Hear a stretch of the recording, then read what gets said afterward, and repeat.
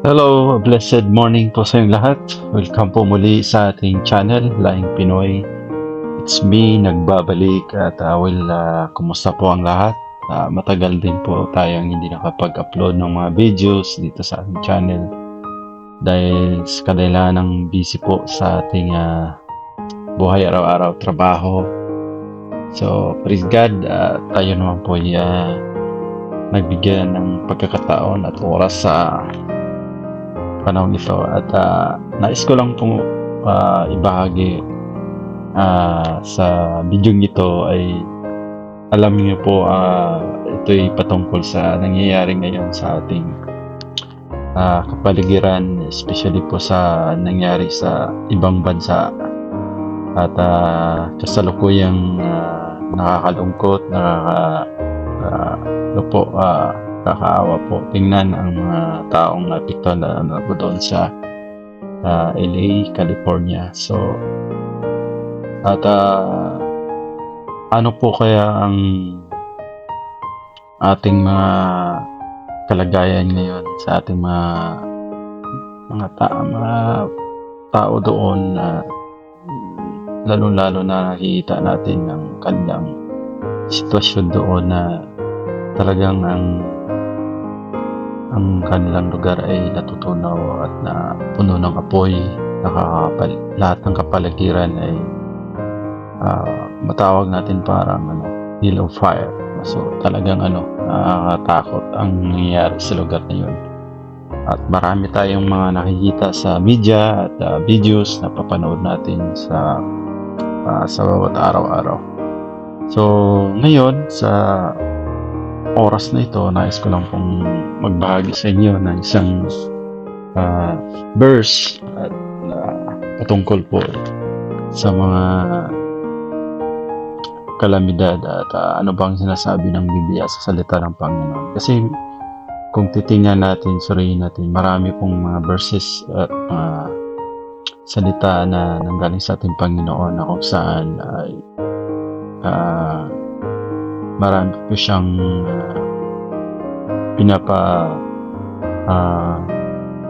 pinapakita at pinapaalalahanan sa ating buhay sa lahat. So napakabuti ng Panginoon dahil binigyan niya tayo ng reminders, no?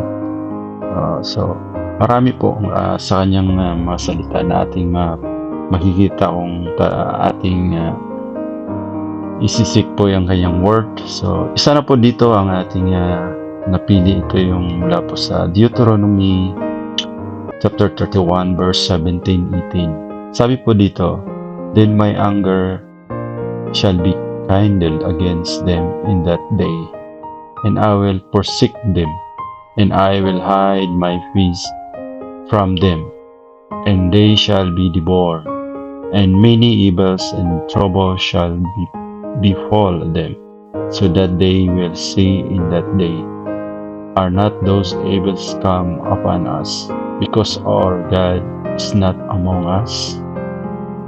And I will surely hide my face in that day for all the evil which they shall have wrought, and that they are turned unto other gods." So isa to sa mga sinabi ng ating Panginoon dito sa mga ito'y sinabi niya noon na sa mga kanyang hinirang mga Israelita na kung saan ang Panginoon ay nagpabala sa mga Israelita na kung saan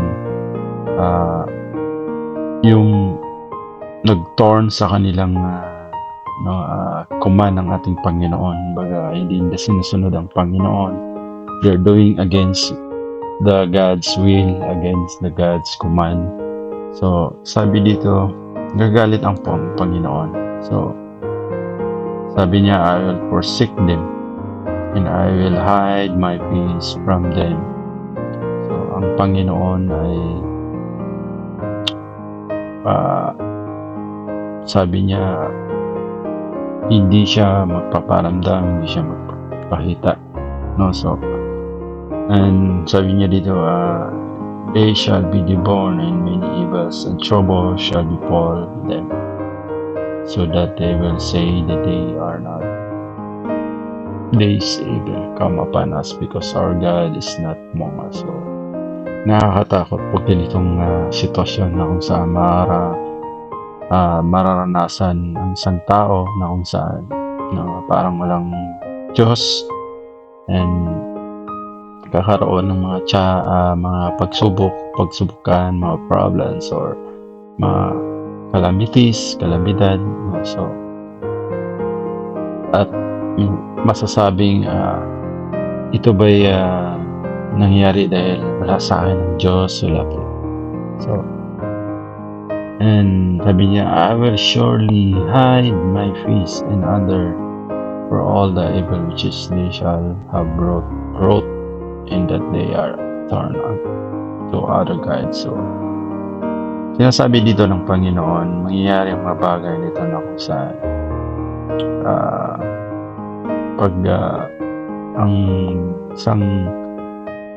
kanyang mga hinirang, kanyang mga anak, ang mga tao ay tumalikod sa ating Panginoon at gumagawa ng mga bagay na kung hindi kaya ay hindi maganda sa ating Panginoon. So, madaling salita, they are doing against the will of God, they're doing sin. So, yun po ang ayaw ng Panginoon at nagagalit ang Panginoon sa mga bagay na yan. At kaya, it is reminder sa ating buhay. No? Sinasabi ko to dahil talaga naman pong truly ang God ay nagagalit din pag ito'y ayaw gumagawa ang isang tao na hindi naayon sa kanyang mga kagustuhan. So there's a consequence pag tayo gumagawa ng mga bagay which is against the will of God, yung command ng God, pag tayo hindi sumusunod. So reminder to sa atin ngayon, na ating buhay, lalo na hindi po natin hawak ang buhay natin. Only God knows. At kung ating titingnan ngayon sa sitwasyon ng buhay ng tao na palala ng mga nangyayari ngayon sa mundo, maraming gera, maraming lindol, maraming mga calamities o nature na nangyayari sa ating mundo, which is ito po'y talagang sinasaad ng Biblia at sinasabi ang lahat ng mga ito. So mayroong mga kastuparan ng mga nangyayaring nagaganap ngayon mula sa salita ng Panginoon. So dito ay nais ng Panginoon na tayo manatili sa kanyang presensya, nais ng Panginoon na tayo manalangin at tumawag sa kanya. So tingnan niyo po ang nangyayari lalo na po sa California, sa LA.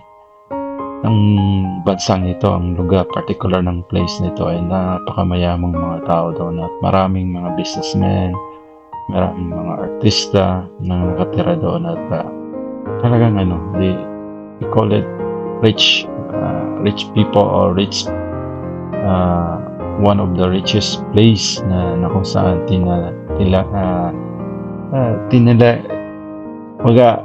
inaano ng mga tao, talagang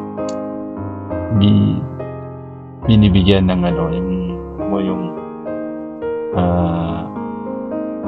na-idolize or hindi ko masabi sa Tagalog, tinitingala ng mga tao, yun pala. So yan po mga kapatid, talagang masasabi natin ang Diyos ay nandyan na nakikita niya ang lahat, ang kanyang mga anak, ang kanyang mga nilikha. So hindi siya natutulog at alam niya ang lahat ng buhay natin. Wala tayong maitago sa kanya, lantad sa kanya. So kaya masasabi natin na ang Diyos ay napakabuti dahil sa kanyang pag-ibig, dahil sa kanyang awa, at lagi siyang nandyan sa ating mga buhay. So ang gagawin po natin ngayon ay dapat manalangin po tayo. So kung titingnan natin ang nangyayari ngayon, kung hindi nyo pa napanood, panoorin nyo ang video na to, nisi-share ko sa inyo. Sa mga marami kasi tayong mga napapanood ngayon, some of the videos na aking na kuha, ito ay panoorin po natin. At panoorin niyo po kung ano yung masasabi niyo sa mga ganapang bago na nangyari ang Taijiang ito, yung wildfire. Panoorin niyo ang may mga iksinang kaganapang nangyari bago po ang kaganapang nangyaring wildfire sa lugar na ito. Panoorin niyo po to. You were incredible in Dune. Oh, woke up for all of your scenes. What a year you've had. Glenn, couch talks, and you'll go, oh, that was before that. Moms are holding strong with 3 shout-outs. God, creator of the universe, 0 mentions. Mocking God and using his name as a cuss word is nothing new for Hollywood. But less than 48 hours after the Golden Globe's blasphemy, Hollywood was on fire. Tonight, a new fire breaking out late this evening in the Hollywood Hills. Who would have ever thought this? Los Angeles is on fire. I talked to a fireman once. He was telling me, he goes, dude, one day, he goes, it's just going to be the right wind and fire's going to start in the right place and it's going to burn through LA all the way to the ocean. Sa Los Angeles, mahigit 100,000 ang inilikas dahil sa sunog na tumupok sa 1,100 hektarya. Ito ay nagpapaalala sa atin, ang pera ay pansamantala. Ang bahay ay pansamantala. Ang sasakyan ay pansamantala. Ngunit ang tanging magtatagal ay ang ating relasyon sa Panginoon magpakailanman.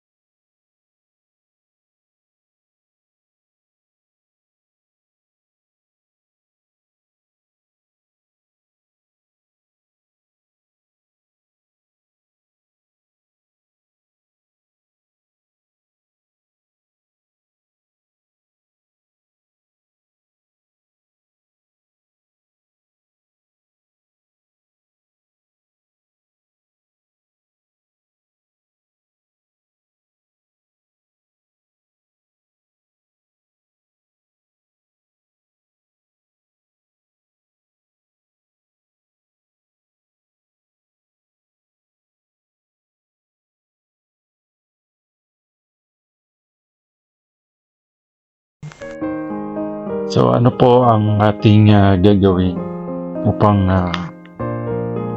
masunod natin at maiwasan ang mga bagay na which is hindi natin hawak, hindi ang Panginoon lamang, ang Diyos.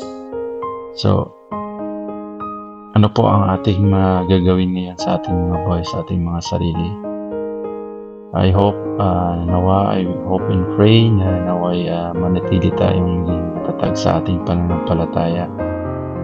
At araw-araw tayong manalangin, no? So may verse pa akong i-share sa inyo mula po sa Joel chapter 2 verse 13. Sabi dito, tear your heart and not your garments, and turn to Yahweh your God, for He is gracious and merciful, slow to anger and abundant in loving kindness, and relents from sending calamity. Amen. God, salamat sa salita ng Panginoon mula po sa Joel chapter 2 verse 13. At sabi dito, to your heart, no? So let's surrender your heart to God, no? Huwag yung mga alalahanin yung mga bagay, yung mga personal nating mga nais o mga personal needs o personal desire. Bagkus tayo'y turn to Yahweh, tayo'y manalig at magtiwala sa ating Panginoon. Let's surrender to God dahil He is gracious and merciful. Napakabuti ng Panginoon dahil siya ay mahabagin at maunawain sa lahat, no? And He is slow to anger. Ang Diyos ay maunawain, lalo na po makita niyang ang puso mo at ang makisaan niya ang isang lugar na kung saan ay puno ng may takot sa Diyos, mayroong kaunawaan at may takot sa Diyos at gumagawa at sumusunod. So sabi niya, and abundant in loving kindness and relents from sending calamities. Amen. Ang Diyos ay minsan dahil sa awa niya at sa habag niya sa atin, may mga bagay na kaya niyang gawing He is a God of control. Kaya niyang iwasan mga bagay na hindi mangyaring hindi maganda. So kaya niyang baguhin ang isang sitwasyon na kung saan instead na may mga kalamidad o calamities na mangyayari, ito'y kanyang babaguhin. So He's a God of control. Kaya niyang gawin ang lahat na dahil we are created by God. He is a creations, He created in this universe and everything in this world. So kaya niyang baguhin at hawak ang lahat.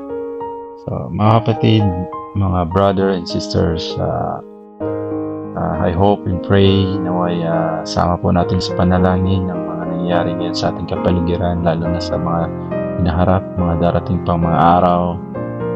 Tayo patuloy manalangin, matatag sa ating mananampalataya, huwag magnihina, huwag magdulumihanan sa mga nangyayari ngayon sa kapaligiran. Pagkos tayo manalangin, maging matatag sama-sama. Let's pray each other, lalo na po sa ating mga masabuhay at sa ating mga kapatid, mga kaibigan. Lahat po, sama po natin sa prayer, especially ngayon sa nangyayari ngayon sa California, LA. So, let's pray together, and by the grace and loving God, He's a God of mercy, He's a God, gracious God, a kindness God, and so sa awa ng habag ng Panginoon ay kaya niyang baguhin ang lahat. So wala pa pong hindi pa po huli ang lahat. So tayo sama-sama manalangin.